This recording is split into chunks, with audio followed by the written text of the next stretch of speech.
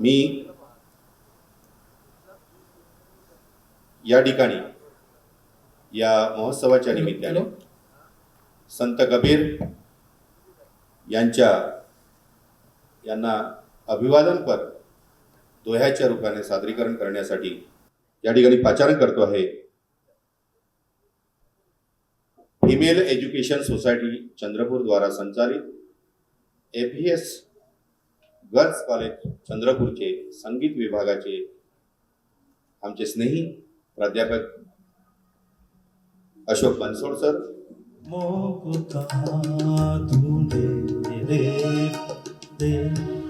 मैं तो तेरे पास मेरे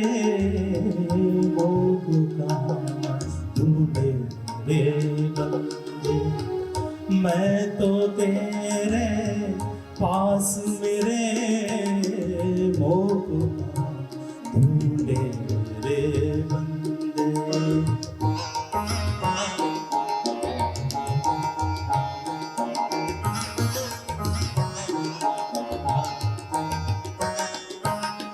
ना तीरथ में ना मूरत में ना एकांत निवास मेरे, ना तीरथ में ना मूरत में ना एकांत निवास मेरे मेरे बंदे। मैं तो तेरे पास मेरे ढूंढे रे बंदे। संत कबीर जयंती महोत्सव समिती चंद्रपूरच्या वतीने आजच्या या महोत्सवाचं आयोजन करण्यात आलेलं आहे। त्यामागची भूमिका अशी आहे की डॉक्टर बाबासाहेब आंबेडकरांनी तथागत बुद्धांना पहिले गुरु मानले, त्यानंतर संत कबीरांना मानलं, महात्मा ज्योतिबा फुले यांनाही गुरुस्थानी स्थान दिलं। आपण बघतो की तथागत बुद्ध आणि महात्मा ज्योतिबा फुले यांची जयंती आणि इतर कार्यक्रम सर्वत्र व्यापक प्रमाणामध्ये होत असते। त्याला संत कबीर हे अपवाद आहेत। अपवाद या अर्थाने कबीरांवर कार्यक्रम होत नाही असं नाही। संपूर्ण भारतामध्ये, उत्तर भारतामध्ये अकॅडमिक स्वरूपामध्ये संशोधनात्मक पातळीवर विद्यापीठामध्ये, महाविद्यालयामध्ये विविधांगी गोष्टी, चर्चासत्र, कार्यक्रम होतात आणि कबीरपंथीय लोक सातत्याने त्यांच्या साहित्याचं स्तवन करत असतात, त्यांच्या कार्याचा गौरव करत असतात। तर आयोजन समितीची एक प्रामाणिक इच्छा अशी होती की चंद्रपुरामध्ये आपण पहिल्यांदा कबीर महोत्सव घेऊया, हा आमचा प्रामाणिक हेतू होता आणि त्या भूमिकेमधून या कार्यक्रमाचं आयोजन करण्यात आलेलं आहे। आणि शेवटी जाता जाता एवढंच म्हणतो कि गौतम जागे तो बुद्ध बने, गौतम जागे तो बुद्ध बने, अशोक जागे तो सम्राट बने, अशोक जागे तो सम्राट बने, अंबेडकर जागे तो राष्ट्र बना, अंबेडकर जागे तो राष्ट्र बना, कबीर जागे तो संत बने, कबीर जागे तो संत बने, अगर हम तुम जागे तो राष्ट्र बनेगा, हम तुम जागे तो राष्ट्र बनेगा। आपल्याला आता जागृत झालं पाहिजे। संत कबीरदास म्हणतात, सज्जन को सज्जन मिले, सज्जन को सज्जन मिले, होवे दो दो बात, गधा सो गधा मिले, खावे दो दो लात। सज्जन व्यक्तीस दुसरी सज्जन व्यक्ती भेटली तर त्यांच्यात चांगली चर्चा होते, पण गाढवाला दुसरे जर गाढव भेटले तर परस्परांना लाथा मारत फिरत असतात। म्हणून या महोत्सवामागची एकूण भूमिका, या आयोजन समितीतील एकूण सर्व सज्जन आणि तुम्हाला सर्व सज्जन महापुरुषांच्या सहयोगातून हा एवढा मोठा भव्य दिव्य संत कबीर महोत्सव या ठिकाणी संपन्न होत आहे। आज संत कबीर महोत्सव या ठिकाणी साजरा होत आहे प्रियदर्शनी इंदिरा गांधी सभागृहामध्ये। आज मी काल कथित गिरीश भाऊ खोब्रागडे यांच्या कार्यालयामध्ये वयाच्या मी 16व्या वर्षामध्ये जेव्हा बघितलं तर सर्वप्रथम दालनामध्ये संत कबीरांचा फोटो होता, तथागतांचा वरच्या साईडला होता आणि पहिल्या दालनामध्ये पहिला जर समजा कोणता फोटो असेल तो संत कबीरांचा होता, महात्मा फुलेंचा होता, शाहू महाराजांचा होता, इतर बाबासाहेबांनी ज्यांना गुरु मानलं इतर सर्व लोकांची फोटो होती। तर त्यावेळेस मी 16 वर्षाचा असताना फार आकर्षण वाटत असे की संत कबीरांचा जो फोटो बघितल्यानंतर जो मोरपंखाचा जो तुरा, मी गिरीश बाबूंना विचारता असता तर नाही, बाबासाहेबांनी तथागताच्या नंतर संत कबीरांना गुरु मानलं आणि महात्मा फुलेंना पण गुरु मानलं। त्यामुळे या दालनामध्ये सर्वप्रथम समजा संत कबीरांचा हा फोटो लावण्यात आला असं मला गिरीश बाबूंनी ज्यावेळेस सांगितलं आणि त्यापासूनच जवळपास 86चं वर्ष होतं 1986चं आणि 1987च्या नंतर या चंद्रपूरमध्ये गिरीश कोराडेंनी कबीर नगर म्हणून अरविंद नगरच्या बाजूला एक वसाहत बसवली। त्या वसाहतीमध्ये जी काही ओपन पेस असेल त्या ठिकाणी आपण कबीराची स्थापना करूया या अनुषंगाने त्या कबीर नगरला कबीर नगरचं नाव दिलंच। काळांतराने त्यांच्या आयुष्यामध्ये जो कालखंड फार कमी भेटला त्यामुळे काही कामं त्या अनुषंगाने राहून गेली। साथियों, मैंने उद्घाटन किया, इसके लिए मैं अपने आप को धन्य मानता हूँ, क्योंकि कबीर साहब बाबा साहब आम्बेडकर के गुरु थे। बाबा साहब आम्बेडकर कबीरपंथी थे और उन्होंने उस आधार पर संविधान की रचना किया और बाबा साहब आम्बेडकर का संविधान आज खतरे में है।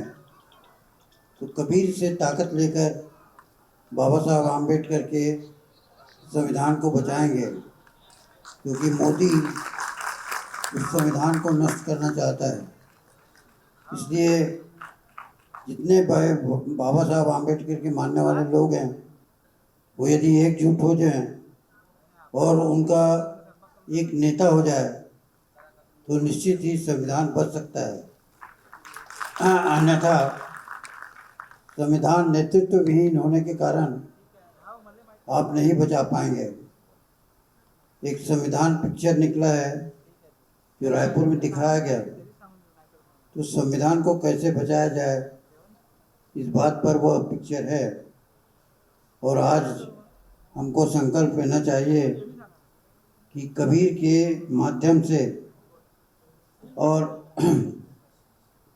दूसरे संत हैं, भारत में संतों की कमी नहीं है, उसके माध्यम से हम संविधान को बचाएंगे और कबीर को उच्च पद पर लाएंगे। इन्हीं संकल्पों के साथ मैं अपनी आपसे अपेक्षा करता हूँ कि आप सब इसमें सहयोग दें और पूरा महाराष्ट्र में एक बवाल पैदा हो। सबसे पहले आए हुए तमाम मौजूद मेहमान को मेरे तरफ से अस्सलाम वालेकुम, नमस्कार और जय भीम। गौतम बुद्ध के बाद जितने महामानव की यहाँ तस्वीर लगी है उनको वंदना करते हुए आज चंद्रपुर में ऐतिहासिक कार्यक्रम लिया जा रहा है जो संत कबीर के नाम पे, जिसने सारे दुनिया में अपने वाणी और अपने दोहों से एकता और अखंडता का मिसाल दिया है। दो समाज को मिलाने की पूरी जिंदगी भर कोशिश की है। हमेशा इन्होंने अपने दोहों में हमें जिंदगी कैसी जीना चाहिए उसका सबक दिया है। ये बात सिर्फ मुझे बोलने की और आप लोगों को सुनने के लिए नहीं है। ये बात हमारी ज़िंदगी में संत कबीर जैसे लोगों की उतरनी चाहिए और उनके मुताबिक हमने अपनी ज़िंदगी इस दुनिया में गुजारनी चाहिए, जिससे कि हमारा भाईचारा खूब बना रहे। बोलने के लिए तो बहुत कुछ है, लेकिन मुझे एक समय सिर्फ 2 मिनट का दिया है। इसलिए बघेल साहब ने कहा कि देश में आज ज़रूरत है हमें एक जगह आने की और एक ऐसी ताकत को हराने की। मैं किसी का नाम तो नहीं लेता, मैं बहुत छोटा आदमी हूं, मैं किसी का नाम नहीं लेता और मैं अपना परिचय देना आप लोगों को भूल गया हूं। शायद मेरा परिचय मैं आप लोगों को दे देता।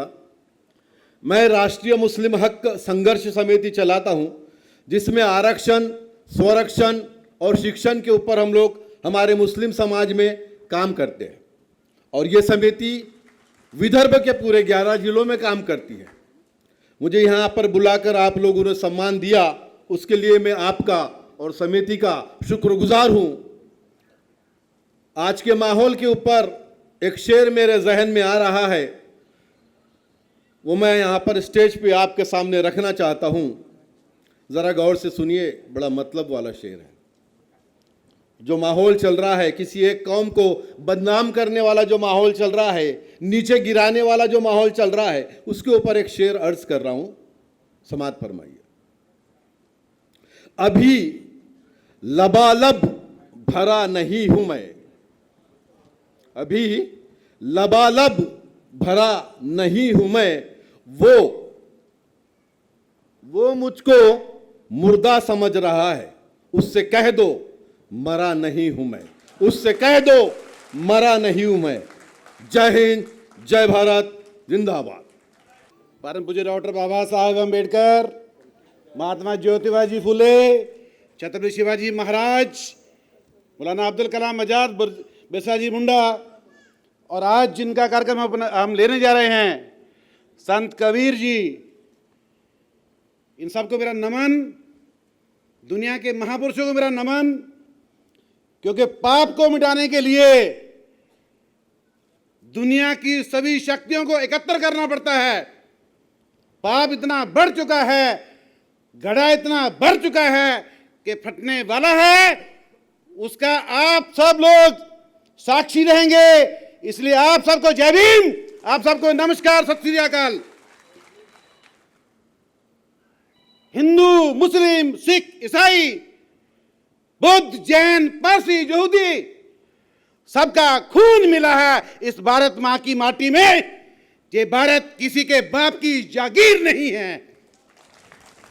मंदिरों, मस्जिदों, गिरजाघर और सभी आस्था स्थानों के झंडे जो ही बुलंद रहेंगे, इनको कोई मिटा नहीं सकता।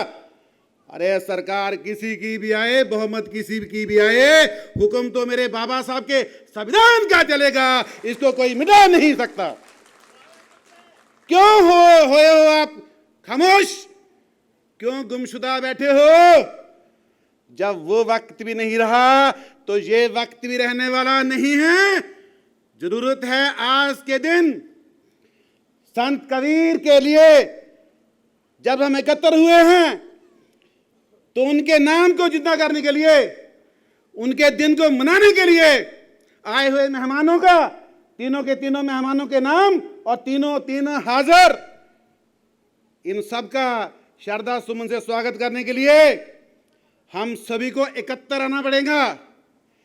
छोटे छोटे बातों पे झगड़ा ना करते हुए सभी शक्तियों को, जो बाबा साहेब, महात्मा ज्योतिबा जी फुले, छत्रपति शिवाजी महाराज, इस्लाम धर्म, सिख धर्म, क्रिश्चियन धर्म, जो बाबा साहब को चाहने वाले हैं, उनको एकत्र करके, एकजुट करके झगड़े में उलझे जाएंगे तो हमारा फायदा उठाएंगे।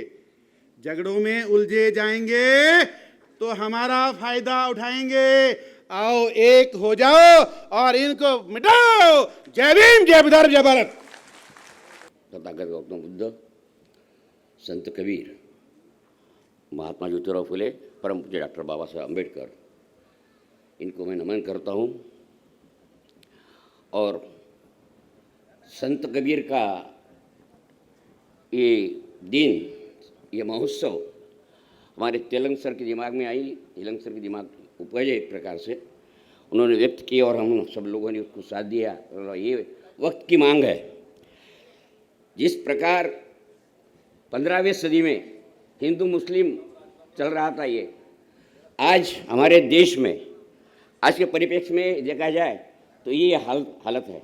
और उस हालत का मुकाबला करने के लिए हमें कुछ आदर्श सामने रखने पड़ते हैं। उन आदर्शों में से संत कबीर का आदर्श हमने चुना, इसलिए कि बाबा साहब के गुरु भी थे और संत कबीर ने मानवता को इकट्ठा करने का प्रयास किया है। मैं तो कहूँगा कि संत कबीर ये सत्यशोधक भी थे। सत्यशोधक थे क्यों? तो उन्होंने अपने दोहों में सत्य को ही प्रचित किया है, सत्य पर ही जोर दिया है। उनका राम अयोध्यापति राम नहीं था, वो सत्य का था। उनके 4 बीज शब्द थे। वो 4 बीज शब्द थे प्रेम, अनुभूति, अनुभव और इसमें एक मैं जरा थोड़ा सा शब्द आगे, हाँ, विवेक। ये 4 शब्द थे, ये 4 बीज शब्द थे जिन पर उनका तत्वज्ञान, उनके दोहे ये पूर्णतः उस पर आधारित है। और ऐसे समय में हम विवेक छोड़कर हमारे यहाँ पर झुंड बनाई जा रही है। जिसको विवेक नहीं होता, दिमाग नहीं होता, वो झुंड बनाने का जो प्रयास चल रहा है उससे लड़ना ये अनिवार्य है। और इसीलिए हमने कबीर महोत्सव का आयोजन के माध्यम से समाज में एक नया संदेश देने का प्रयास किया है। इसलिए किया है कि ताकि ये समाज समझ सके ये झुंड जो बन रही है वो झुंड ना बने और यह विवेक और विचार और भाईचारे का स्तर कायम हो। इस अंदाज से हमने लिखा है। बघेल साहब ने संविधान की बात करी है, बहुत बढ़िया चीज़ है। आज हमारे सामने ये संकट तो है ही है, मगर इसकी अनुभूति दुष्यंत कुमार को 1975 के पहले हुई थी। दुष्यंत कुमार अपने साये धूप इस अपने काव्य संग्रह में कहते हैं, जहाँ तक पवन या सुन रहा होगा वो शायद इस बात का दाद देगा। वो शेर इस तरह से है सर जी, वो आदमी नहीं है मुकम्मल बयान है, वो आदमी नहीं है मुकम्मल बयान है, माथे पे उसके चोट का गहरा निशान है। सामान कुछ भी नहीं फटे हाल है मगर, सामान कुछ भी नहीं फटे हाल है मगर, झोले में उसके पास कोई संविधान है, झोले में उसके पास कोई संविधान है। ये संविधान की ताकत, इस संविधान की ताकत ये इस देश को आज बांधे रखी है। मगर तहस नहस होने से बचा नहीं, काल की मांग है, वक्त की मांग है। और इस मांग को पूरा करने के लिए हमने एक आदर्श चाहिए, एक संदेश देने का, डायस पर एक संदेश देने का, लोगों को इकट्ठा करने का बहाना चाहिए। इसलिए हमने हमारा आइडल कबीर को चुना है और उन्हीं के महोत्सव का आज आयोजन किया है। और इस आयोजन समिति ने मुझे यहाँ पर बोलने का थोड़ा वक्त दिया है, इसलिए मैं आयोजन समिति का शुक्रगुजार हूँ। तमाम मेहमानों का स्वागत करता हूँ। मेरे चंद्रपुर की धरती पर पुनियानी जैसे विचारवंत, बघेल साहब जैसे क्रांतिकारी, मैं तो युवा ही कहूँगा, क्रांतिकारी युवा। तो आज भी देखिए राजनांदगांव से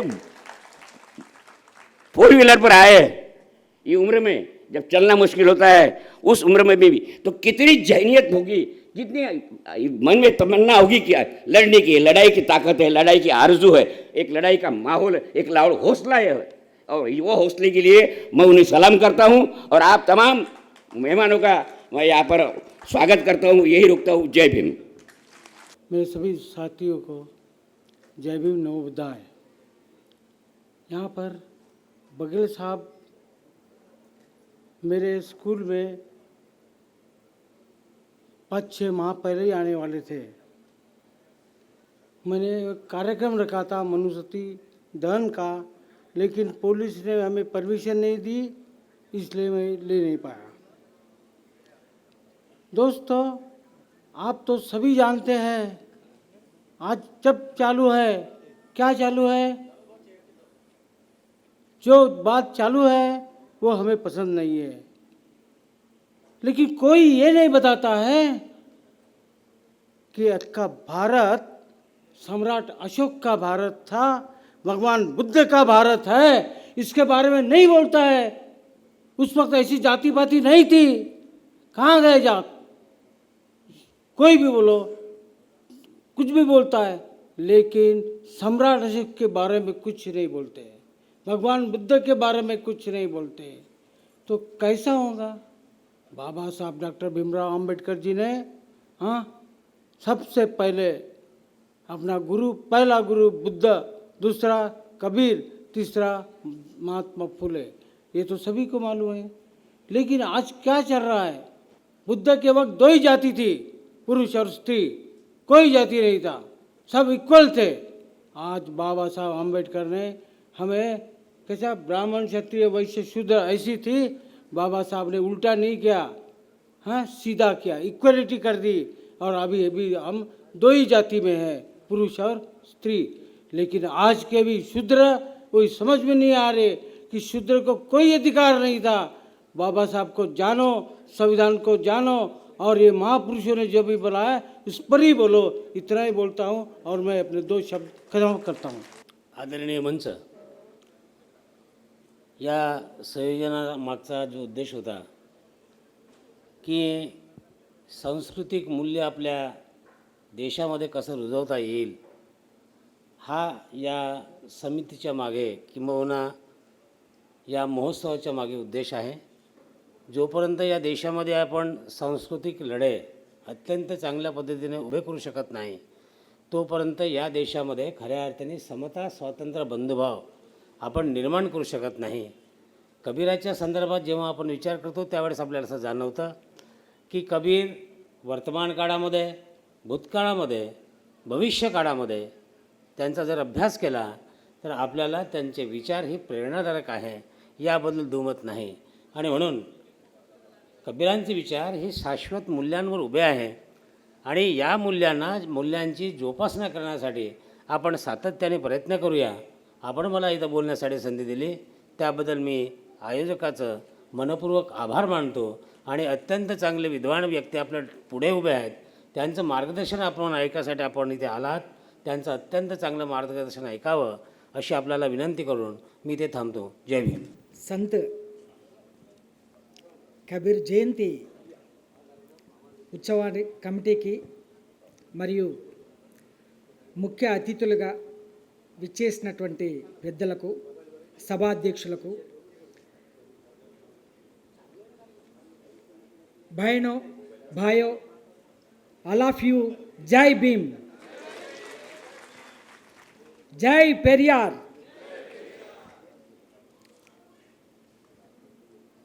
కబీర్ ప్రకృతి తాత్వికుడు, తత్వవేత్త, సోషల్ రిఫార్మర్, భారతదేశ తత్వాన్ని అర్థం చేసుకొని సమాజానికి ఒక జ్ఞాన మార్గాన్ని అందించడం కోసం తన జీవితకాలం పనిచేసినటువంటి, చైతన్యవంతుల్ని చేసినటువంటి ఒక మహా ఆది కవి। So I am translating to English. It is comfortable to everyone, I am thinking. So Jai Bhim to everyone.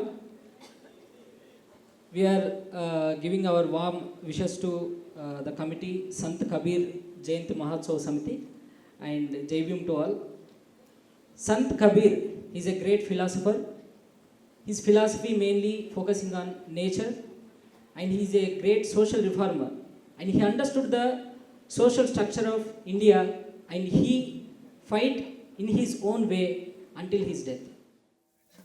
అంగి దొడగవెందు కయ్య ఓపపనయ్యో, చందవెందు కొదలవయ్య ఓపపనయ్యో, అంగి దొడగవెందు కయ్య ఓపపనయ్యో, నువ్వు చందవెందు కొదలవయ్య ఓపపనయ్యో, అంగి దొడగవెందు కయ్య ఓపపనయ్యో, నువ్వు చందవెందు కొదలవయ్య ఓపపనయ్యో, అంగి దొడగవెందు కయ్య ఓపపనయ్యో, నువ్వు చందవెందు కొదలవయ్య ఓపపనయ్యో। రే చప్పడి పప్పన్నమంటే చప్పున భోంచేస్తావాట, పొద్దున్న పలహారం పులిహోరత చేస్తావట, అరే దద్దోజనం అంటే ప్రతి ముద్ద అమృతమే నాట, ముద్దామృతమే నాట, ముద్దామృతమే నాట। ఆవు నెయ్యి లడ్డూలంటే ఓ పపనయ్యో, నువ్వు సావు పాడలున్న లేస్తా ఓ పపనయ్యో, అంగి దొడగవెందుకయ్య ఓ పపనయ్యో, నువ్వు అరే కంచి కామకోటగిరి శంకర గిరిమఠల్లల్ వేద శాస్త్రలొల్లుకుంటూ నాకు జ్ఞానమెరకంటావు, సొల్లు కూతలేల మాట ఒళ్ళు వంచు తెలుస్తుంది, సరే హా మాటరకుర సన్యాసివి ఓ బపనోడా నువ్వు మాయదారి సుఖభోగి ఓ బపనోడా అరే తొడగవెందు కయ్య ఓ బబనయ్యో నువ్వు చందనమెందు కిడువయ్య మా బబనయ్యా అంగి తొడగవెందు కయ్య ఓ బబనయ్యో నువ్వు చందనమెందు కిడువయ్య మా బబనయ్యా కూలి నాలి కొడుకులదే మేలైన బ్రతుకంటో వాళ్ళకా కొలువులన్నీ వాళ్ళకన కలవరంబు చెందుతావు కలవరము చెందుతావు కలవరము చెందుతావు కూలి నాలి కొడుకులదే మేలైన బ్రతుకంటో కొలువులన్నీ వాళ్ళకని కలవరంబు చెందుతావు కలవరము చెందుతావు కలవరము చెందుతావు అంగి లేకుంటేనేమో ఎండల పని చేస్తావు చెప్పులు లేకుంట ముళ్ళ తుప్పలల్లో నడుస్తావు తుమ్మలల్లో నడుస్తావా తుమ్మలల్లో నడుస్తావా మాటరకుర సన్యాసివి ఓ బపనోడా నువ్వు మాయదారి సుఖభోగివి ఓ బపనోడా आदरणीय मंच, संत कबीर जयंती महोत्सव चंद्रपुर के सब दोस्त और मित्रों, पहले तो आज मुझे इस कार्यक्रम की जो आपने तैयारी की और जितनी बड़ी संख्या में आप आए हैं, उससे मेरे अंदर एक जो डिप्रेशन था, निराशा थी, उसको एक रोशनी मिल गई है कि नहीं, समाज में लोग हैं जो सच्चाई को देखेंगे और धर्म के नाम की राजनीति को रिजेक्ट करके उसको बर्खास्त करके धर्म के रास्ते पर आएंगे। संत कबीर की जयंती की तो आप सबको मुबारकबाद, और मैं बहुत प्रसन्न हूँ कि संत कबीर जैसे व्यक्ति को आज हम याद कर रहे हैं, उनके सिद्धांतों को समझने की कोशिश कर रहे हैं। मुद्दा केवल उनको हार चढ़ाने का नहीं है, मुद्दा ये है कि संत कबीर ने अपनी वाणी में कौन सी बातें कही जो आज हमारे लिए ज़रूरी है। What is is relevant in today's society, that's what we need to understand. ये हमारे समझने की आप जो कोशिश कर रहे हैं, उसके लिए मैं आपका बहुत बहुत धन्यवाद भी देता हूँ, और बहुत शुक्रिया कि आपने मुझे बुलाया। अपनी बात शुरू करने के पहले मैं एक थोड़ा करेक्टिव बात बोल दूँ। मेरे परिचय में कई बार बताया जाता है, आज भी पहले बताया, कि मैं एक इतिहासकार हूँ। मैं प्रोफेशनल हिस्टोरियन, इतिहासकार की ट्रेनिंग से नहीं हूँ। मैं वैसे तो खैर जो भी हूँ, कुछ भी नहीं हूँ, वो बात अलग है, पर इतिहास मुझे पढ़ना पड़ा।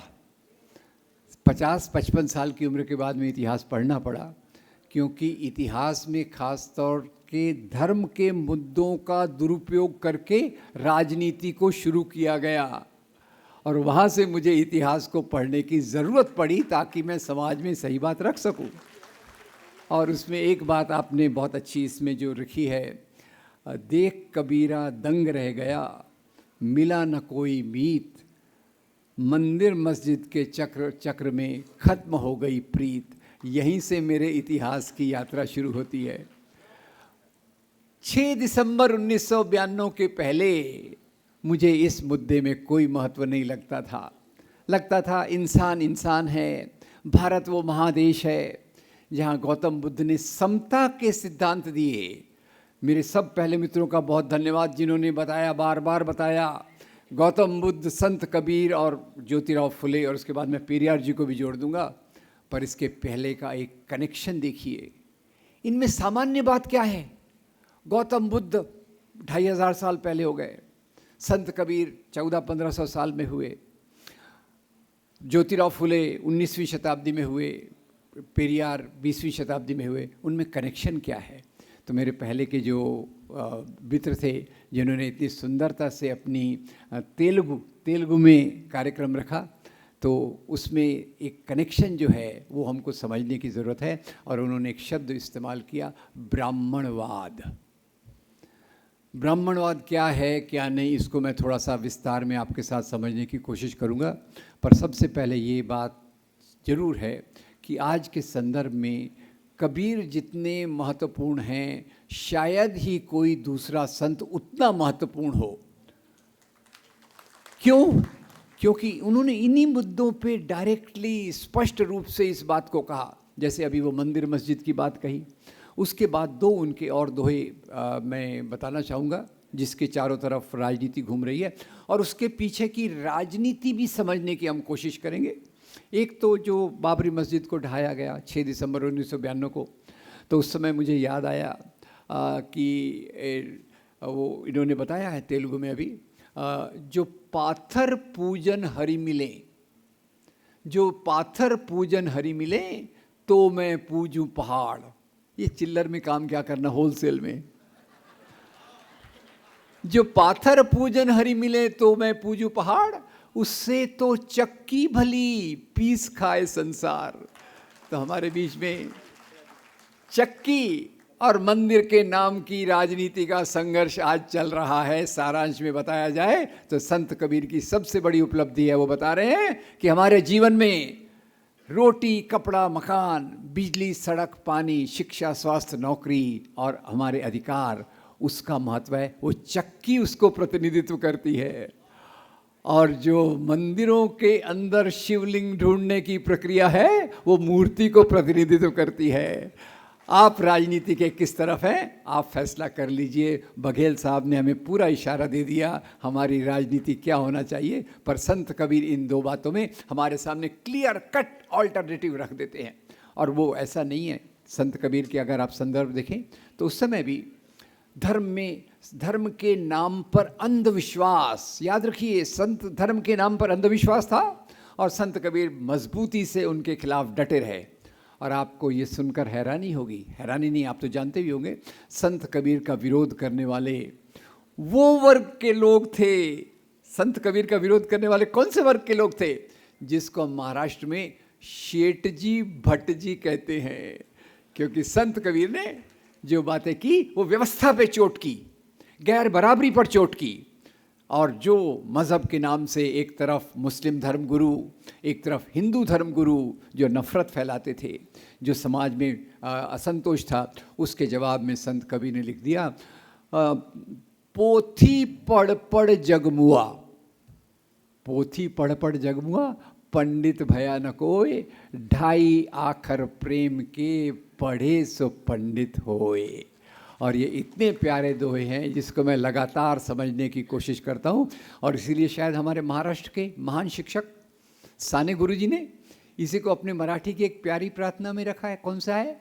खरा तो जगाला, खरा तो एकची धर्म जगाला, प्रेम अर्पावे। और जो समाज में प्रेम फैलाता है वो धर्म है, और जो नफरत फैलाता है वो राजनीति है। सभी की राजनीति नहीं, कुछ लोगों की राजनीति है जो नफरत फैला के, दंगे करवा के, पावर में आके संविधान को खत्म करने की बातें करते हैं। बघेल जी, ये मेरी समझ है।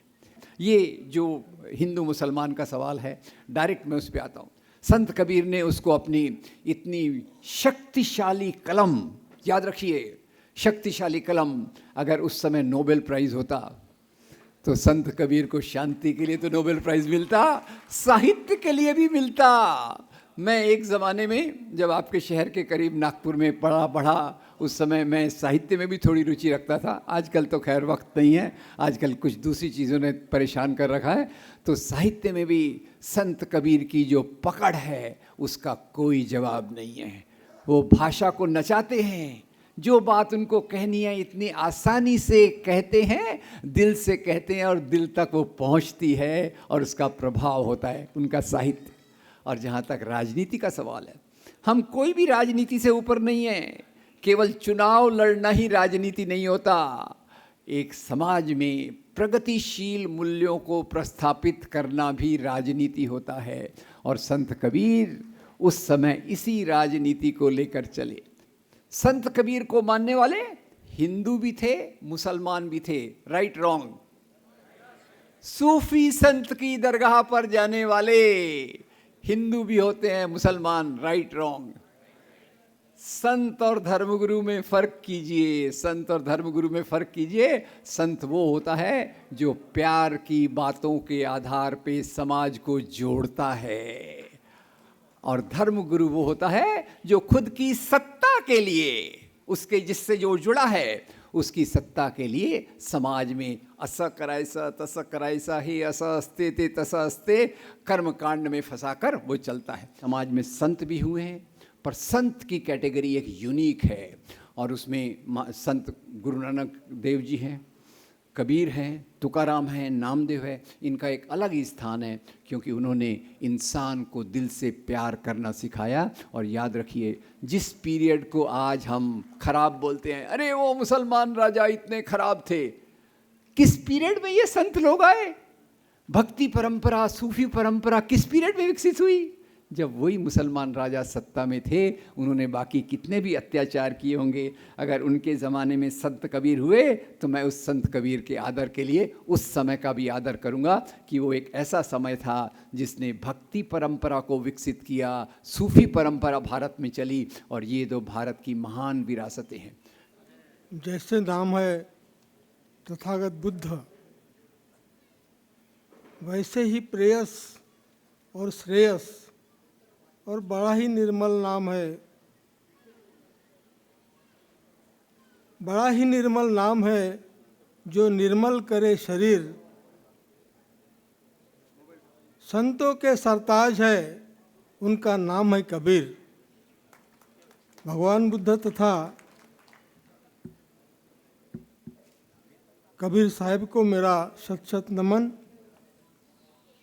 और मैं विनम्र अभिवादन करता हूँ क्रांतिकारी गुरु ज्योतिबा को, और मेरा विनम्र अभिवादन है बोधिसत्व डॉक्टर बाबा साहब अम्बेडकर जी को। और आज जिनकी हम जयंती मना रहे, संत कबीर साहब, जो कबीर समिति द्वारा हमने जो संकल्प किया था कि कबीर महोत्सव ये एक ऐतिहासिक समारोह बने।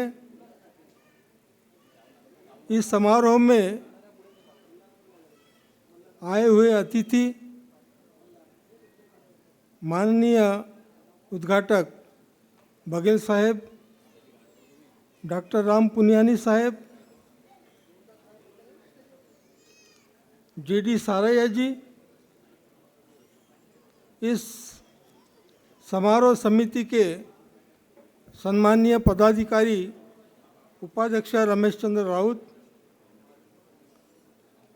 हमारे स्नेही सचिव बोरकुटे जी,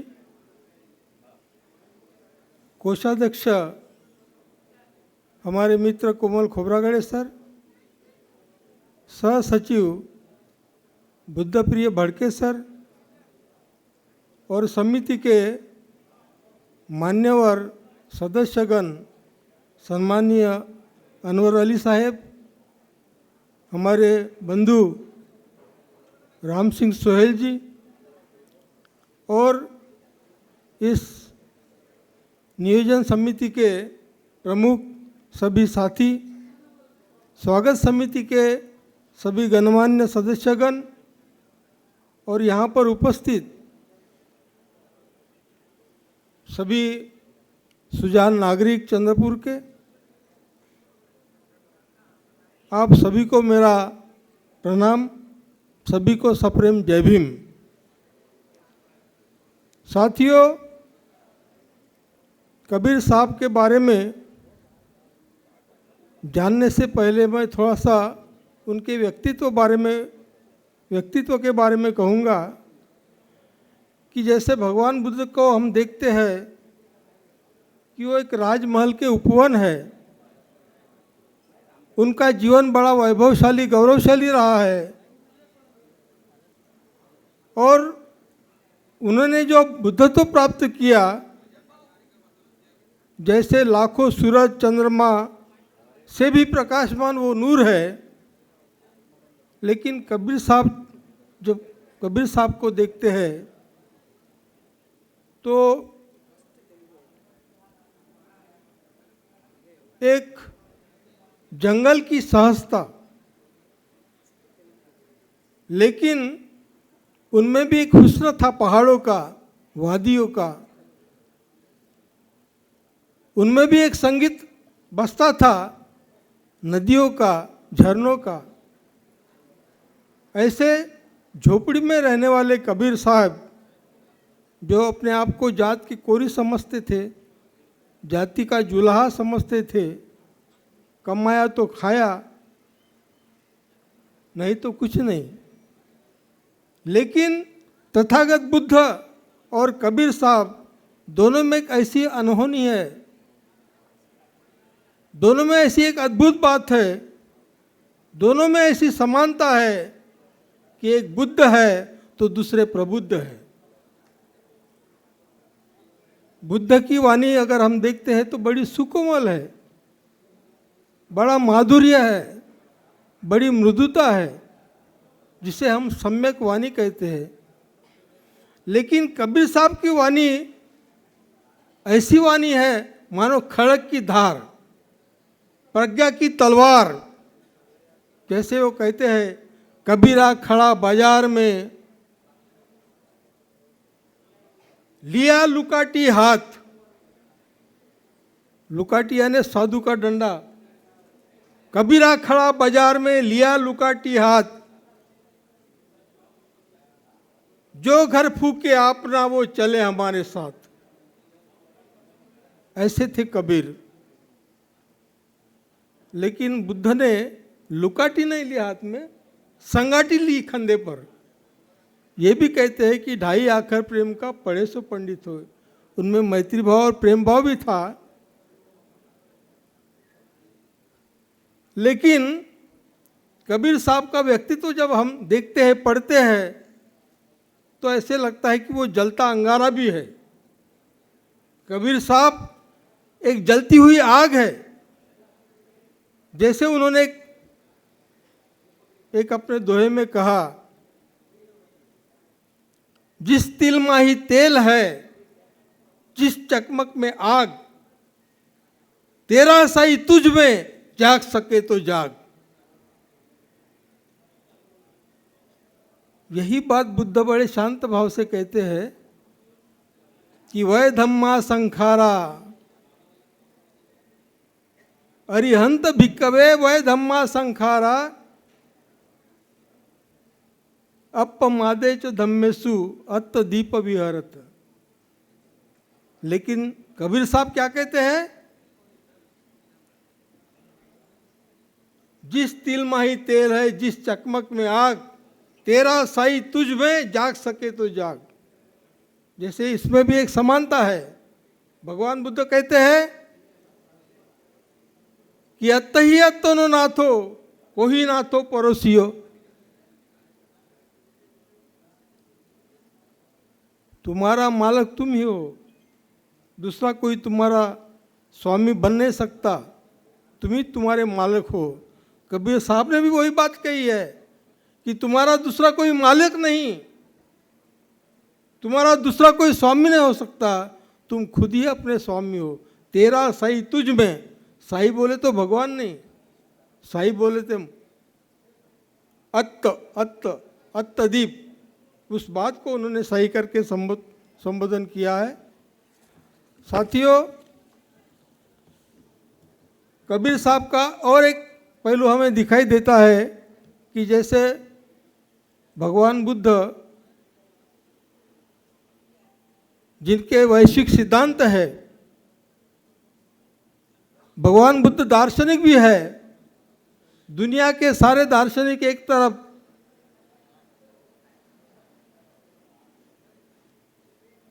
फिर भी भगवान बुद्ध का जो पलटा है उनमें सब में भारी है। लेकिन कबीर साहब कोई पढ़े लिखे नहीं थे,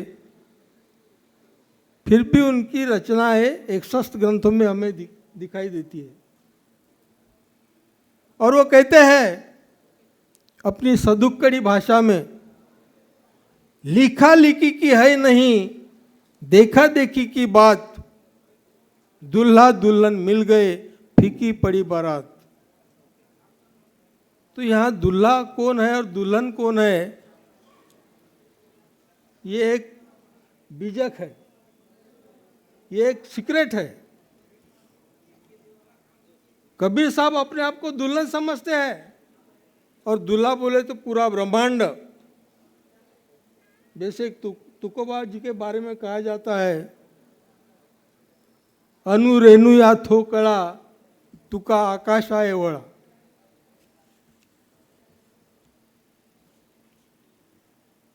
तो ये बात भी हमने समझनी चाहिए कि ये विश्व जो है वो अनंत है, विश्व के हम एक घटक है, एक तरंग मात्र। यही बात को उन्होंने दोहराया है यहाँ पर। कबीर साहब के शब्दों में कहूँगा कि नाव तेरी जर्जरी, तू बूढ़ा तू कूड़ा कचरा। नाव मेरी जर्जरी है, नाव तेरी जर्जरी, नाव मेरी जर्जरी, तू बूढ़ा तू कड़ा कूड़ा। ऐसा तू खेवनहार, तू बूढ़ा कूड़ा खेवनहार, कैसे होगी नैया पार। फिर भी मैं आपके सामने खड़ा हूँ और मुझे आप सब लोगों ने सुना, बहुत मैं आपका शुक्रगुजार हूँ। जय भीम, जय बुद्ध, जय भारत। महाकारुणिक तथागत गौतम बुद्ध, समाज क्रांतीचे अग्रदूत महात्मा ज्योतिराव फुले,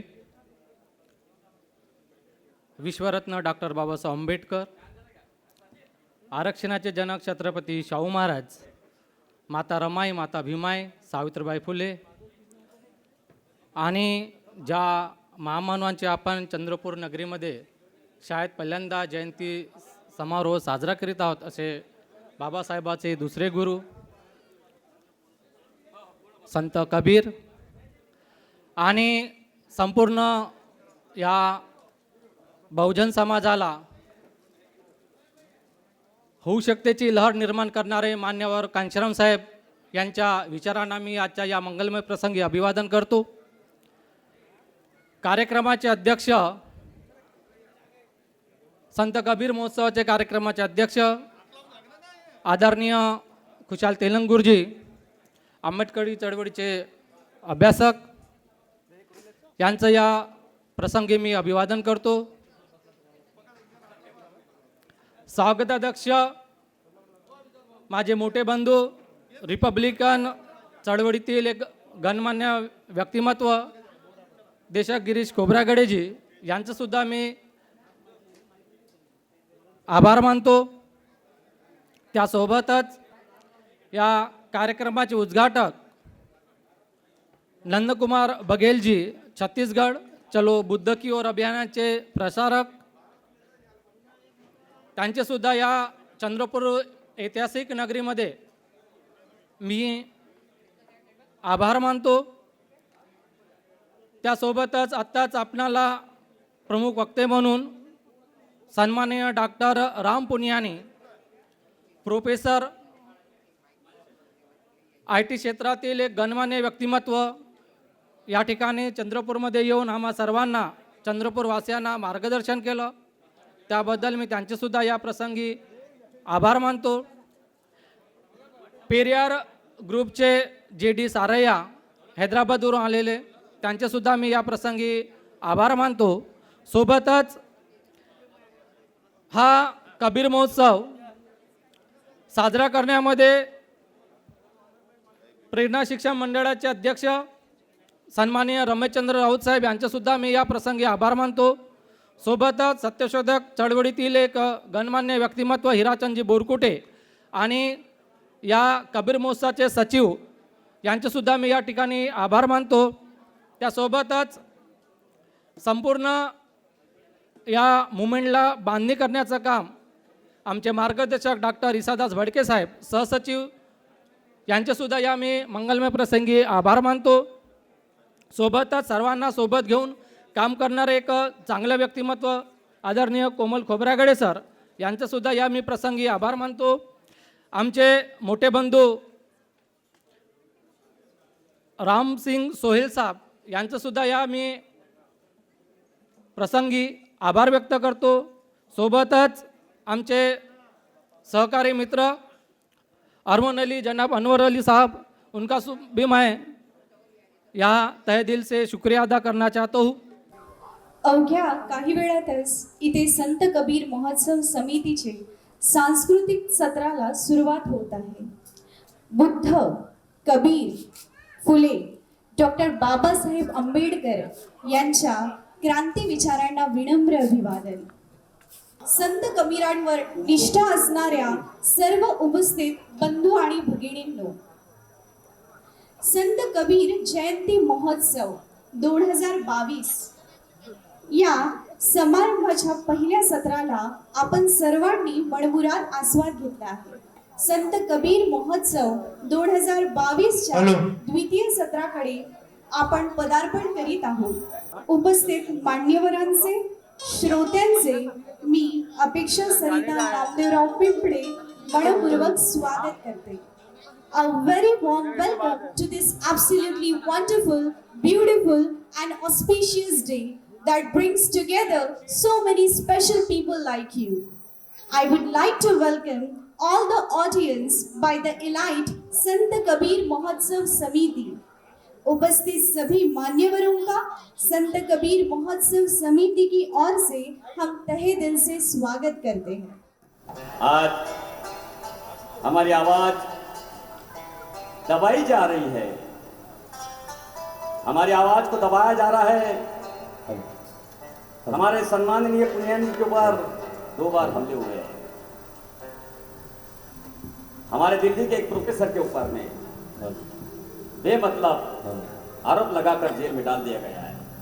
हमारे आर्टिस्ट को जेल में डाल रहे हैं.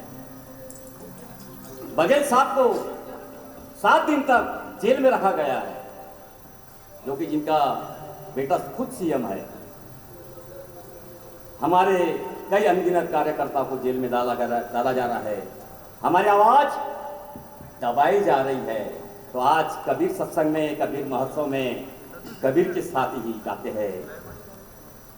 अरे माटी कहे कुमार से तू क्यों रोंदे मोहे.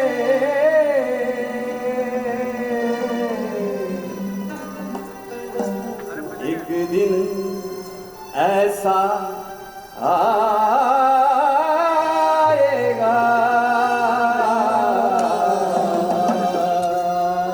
जब मैं रो लूंगी तोहे,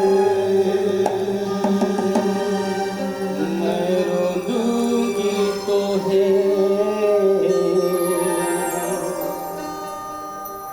अरे कपड़ा कहे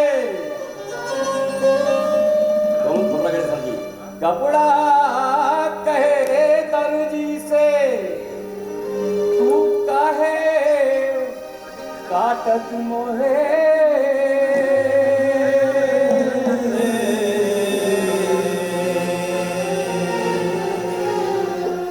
एक दिन ऐसा आएगा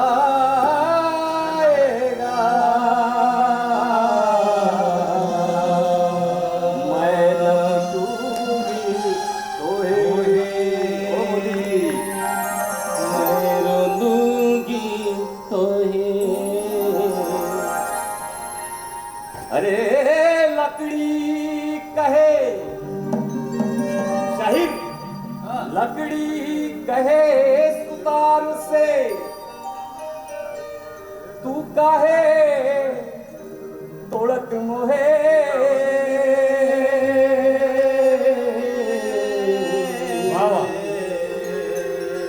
एक दिन ऐसा आएगा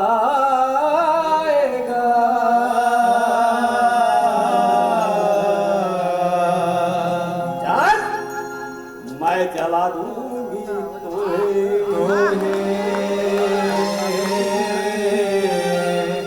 मैं जला दूंगी तुम्हें.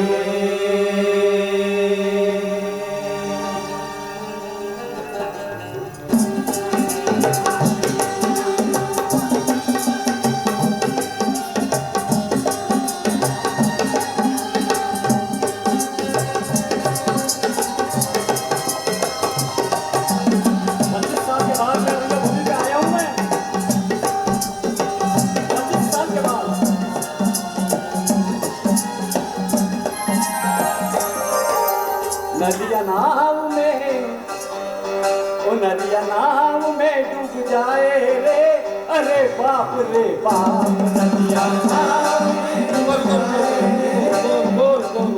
अरे क्या हो गया? क्या हो भैया, आप गलत गा रहे हैं। मैं गलत? हाँ जी। कैसे? नैया में नदी कैसे डूबेगी? हाँ, नदिया में नाव डूब सकती है, नाव में नदिया कैसे डूबेगी? गलत है कि नहीं? हाँ सही बात। अरे यही तो कबीर है कि नदिया नाव में डूब जाए, अरे बाप रे बाप, नदिया नाव में डूब जाए रे, अरे बाप रे बाप, नदिया नाव में डूब जाए रे, अरे बाप रे बाप। एक अचंबा हमने देखा, मुर्दे ने मुर्दा खायो खायो, मुर्दे ने मुर्दा खायो खायो, मुर्दे ने मुर्दा खायो। अचंबा हमने देखा, मुर्दे ने मुर्दा खायो खायो, मुर्दे ने मुर्दा खायो, मुर्दे ने मुर्दा खायो। वो मानव में अकल नहीं है, या सभी अकलवान बैठे हैं। अरे जो मानव में अकल नहीं है, वो मुर्दा कहलायो। नदिया नाव में डूब जाए रे, अरे बाप रे बाप, नदिया नाव में डूब जाए रे, अरे बाप रे बाप, नदिया नाव में डूब जाए रे, अरे बाप रे बाप। एक अचंबा हमने देखा, संत कबीर की उलटबासी है ये उलटबासी है। पानी पास रे, संत कबीर की उलटबासी है। संत कबीर क्या क्या देखते हैं? क्या मुर्दे ने मुर्दा खायो, नदिया नाव में डूबती है।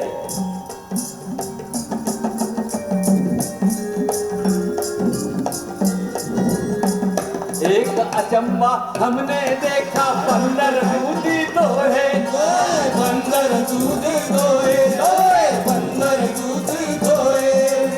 एक अचंबा हमने देखा, बंदर दूधी दोहे, बंदर दूधी दोहे, बंदर दूधी दोहे।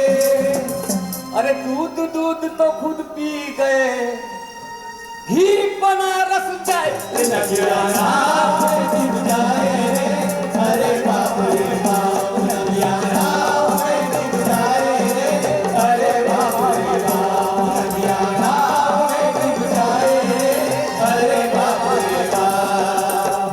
एक अचंबा हमने देखा, मुर्दे ने मुर्दा खायो खायो, मुर्दे ने मुर्दा खायो खायो, मुर्दे ने मुर्दा खायो। जो मानव में अकल नहीं है, वो मुर्दा कहलायो। नदिया नाव में डूब जाए रे, अरे बाप रे बाप, नदिया नाव में डूब जाए रे, अरे बाप रे बाप, नदिया नाव में डूब जाए रे, अरे बाप रे बाप। नाए धोए क्या भय, जो मैल नमन का जाए जाए, मैल नमन का जाए जाए, मैल नमन का जाए। नाए धोए क्या भयो, जो मैल नमन का जाए। लेकिन आपसे एक शिकायत है, ये कबीर सत्संग है, कबीर महोत्सव है, इसमें एक आदमी बोलेगा और बाकी लोग सुनेंगे, ऐसा नहीं होता भाई। उनको कहा ऐसा नहीं होता, मेरे साथ आपको भी गाना है। अरे नहीं कुछ तो कम से कम अरे बाप रे बाप तो बोल सकते हो भाई।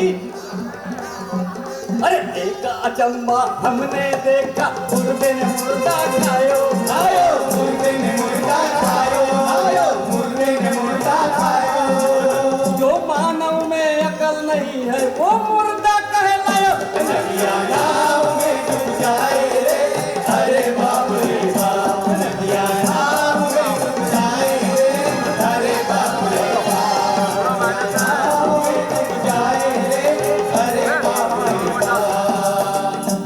मालन आवत देख कर कलियन करे पुकार, कलियन करे पुकार, कलियन करे पुकार।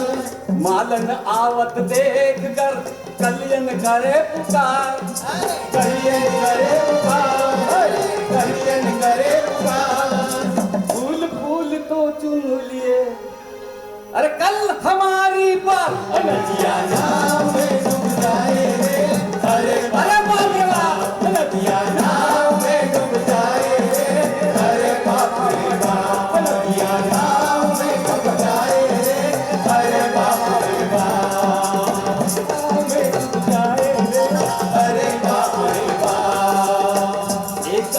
अचंबा हमने देखा मुर्दा रोटी खायो मुर्दा रोटी खायो मुर्दा रोटी खायो जी एक अचंबा हमने देखा मुर्दा रोटी खायो मुर्दा रोटी खायो मुर्दा रोटी खायो अरे एक अचंबा हमने देखा मुर्दा रोटी खायो मुर्दा रोटी खायो मुर्दा रोटी खायो समझाने से समझत नहीं अरे लात पड़े पचता अरे बाप रे बाप नदिया नाव में तुम जाए अरे बाप रे बाप नदिया नाव में तुम जाए अरे बाप रे बाप रात गवारी सोई के दिवस गवाया खाए दिवस गवाया खाए दिवस गवाया खाए संजय जी बसलेले आहे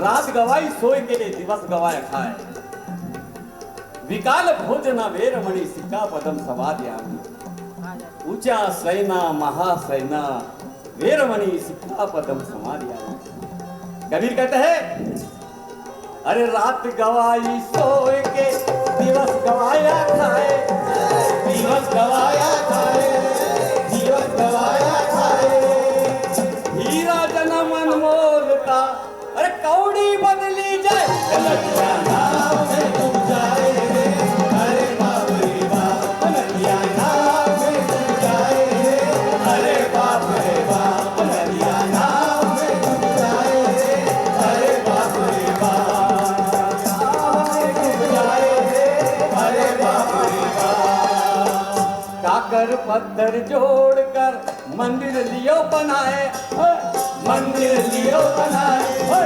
मंदिर लियो बनाए अरे पास ही मुल्ला बाग दे पैरा हुआ खुदाई अरे बाप रे बाप नदिया नाव में तुम जाए अरे बाप रे बाप नदिया नाव में तुम जाए अरे बाप रे बाप अरे बाप रे बाप और प्रसंग ताड़ा तो हजून पाडा अन झुपा एकीचा गाडा रे अरे जळतोय मराठवाडा जळतोय मराठवाडा बघ जळतोय मराठवाडा रे जळतोय मराठवाडा जळतोय मराठवाडा बघ जळतोय मराठवाडा रे कोणी कांबळे पोची राम पोट भरे गाळुनी घाम ओ कोणी कांबळे पोची राम पोट भरे गाळुनी घाम गावाचा वैरी ठरला गावाचा वैरी ठरला मुखी होते म्हणून जय भीम मुखी होते म्हणून जय भीम मुखी होते म्हणून जय भीम आडराणी त्याच गाठून दोरीन जाम बांधून आडराणी त्याच गाठून दोरीन जाम बांधून आधी हात पाय तोडले आधी हात पाय तोडले अग्नीत दिला फेकून अग्नीत दिला फेकून अग्नीत दिला फेकून तो फेके दरदरा भीमरायाचा बछडा त्या जातीयतेच्या माडा रे जळतोय मराठवाडा जळतोय मराठवाडा जळतोय मराठवाडा रे कोणी बनसोड्याची सुन दुसऱ्यांच्या शेती राबून कोणी बनसोड्याची सुन दुसऱ्यांच्या शेती राबून अंधार पडता भागून अंधार पडता भागून बस चुली पुढं येऊन बस चुली पुढं येऊन बस चुली पुढं येऊन तीच वर्गावाचरीन ती होती फक्त महारीन रूप सौंदर्याची खान रूप सौंदर्याची खान जणू गरीबा जणू गरीबा घरात सोनं, जणू गरीबा घरात सोनं. तिचा फोडला चुरा यो जुल्म केवढा, कोण करेल हा निवाडा रे. जळतोय मराठवाडा, जळतोय मराठवाडा, जळतोय मराठवाडा रे.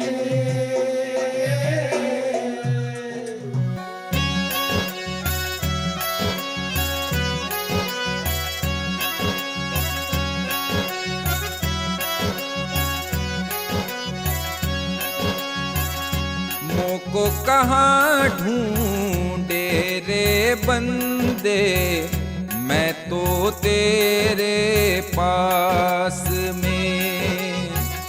मोको कहाँ ढूंढे रे बंदे, मैं तो तेरे पास में. ना मैं देवल ना मस्जिद में, ना मैं देवल ना मस्जिद में, ना काबे कैलाश में. मोको कहाँ ढूंढे रे बंदे, मैं तो तेरे पास में.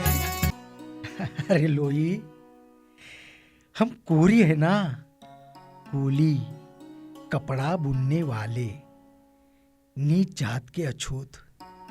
इसीलिए हमें दलितर कहते हैं, ये ऊंची जात वाले.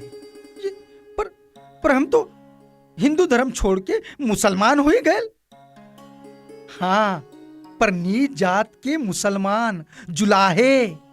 पर आप तो कहते हैं इस्लाम में कोई ऊंच नीच नहीं होते. यहाँ सब अल्लाह के बंदे हुए हैं. इस्लाम का मतलब भाईचारा. अरे लोई, तुझे तो इस्लाम का मतलब भी समझ में आ ही गया है. पर इन मुल्ला मौलवी को कौन समझावे. अव्वल अल्लाह नूर पाया, कुदरत के सब बंदे.